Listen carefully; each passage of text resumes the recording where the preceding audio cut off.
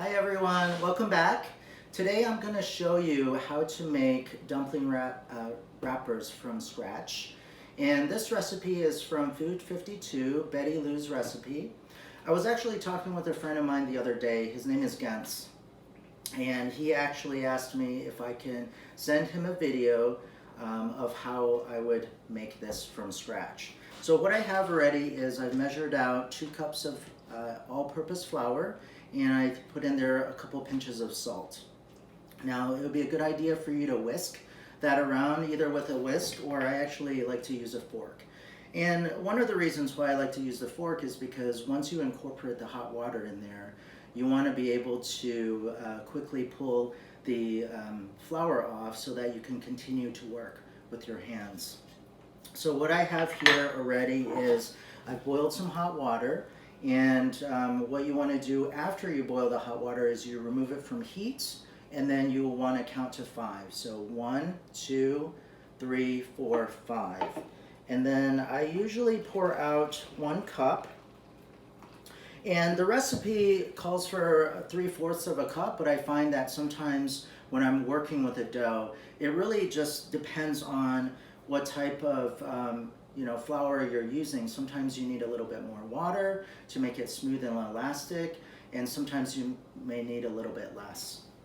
So what I'm going to do is show you that I'm going to pour in some of the water already. And I'm not doing all of the water yet, but I'm just kind of, incorporating the water in.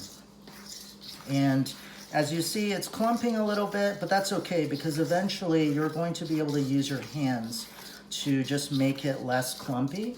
And so I'm going to add a little bit more water and keep on stirring with a fork.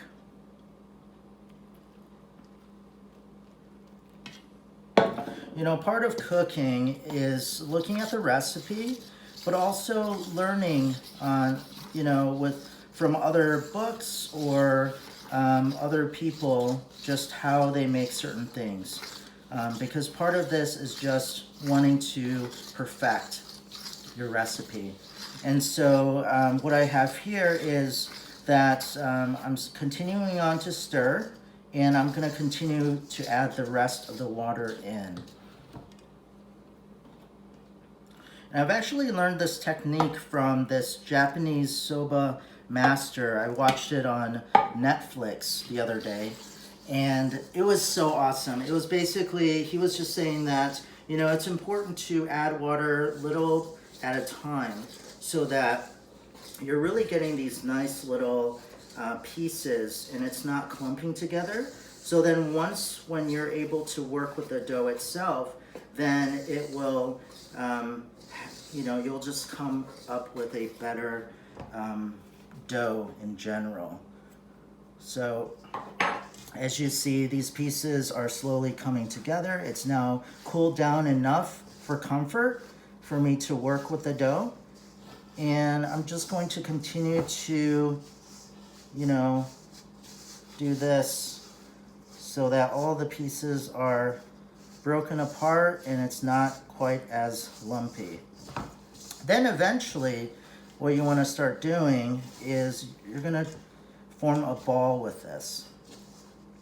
That way you can knead it, and then you can allow it to rest. So as you can see, it is coming together quite nicely. And, up to you, you can knead it in the bowl that you have it in, or you could put it out to a cutting board, but just make sure that you lightly dust the cutting board with some flour, that way it doesn't stick. And so, it's coming together quite nicely now. And what I'm gonna do is, now you're going to take the next, I would say the next 10 minutes or so to continue to knead the dough, because you want it to be elastic and smooth and not sticky. And if it is too sticky, you can add more flour. And if it's, if you feel like you need to add more water, then you certainly can do that. All right, so I've actually had to knead this a little longer. It's been about 6 minutes. And so once it is done, it should look like this. Just, it's incorporated, it's elastic, it's smooth, and it's not sticky. And then what you want to do then is wrap it in plastic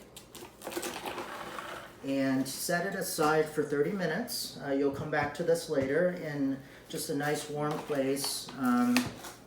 And what this does is it hydrates the dough and it allows it to be easier to work with a little bit later. Okay, so now I have lightly floured the surface that I'm working on. And this has been sitting already for 30 minutes. And it's really nice and soft. So I'm going to unroll it, and what I'm also going to do is, it is a little sticky, so I'm actually going to just knead it for a little bit, just so it will just be easier to work with. And so we're basically going to cut, divide, and then keep the dough in the plastic wrap. That way it doesn't dry out as you are rolling out the dumpling skins. So it's looking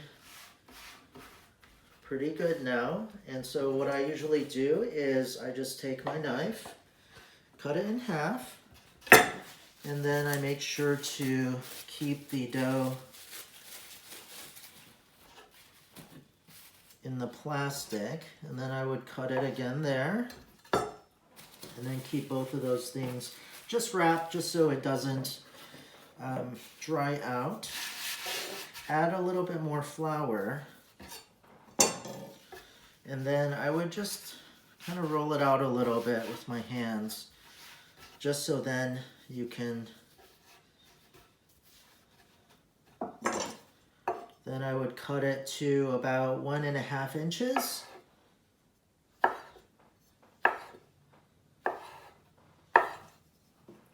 And then with this, you would just use the palm of your hand to make it into circular discs.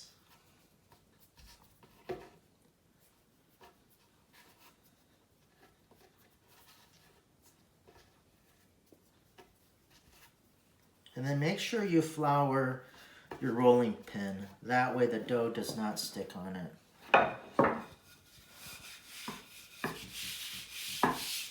You don't have to use that much flour, but just enough.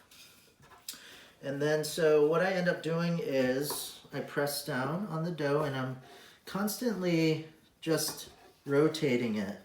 That way we get a nice circular skin. And then I would flip it around. And you want to get something like this. So where the dough itself is still, you know, it still has the same thickness around. And it's 1 millimeter to 2 millimeters thick. That's it.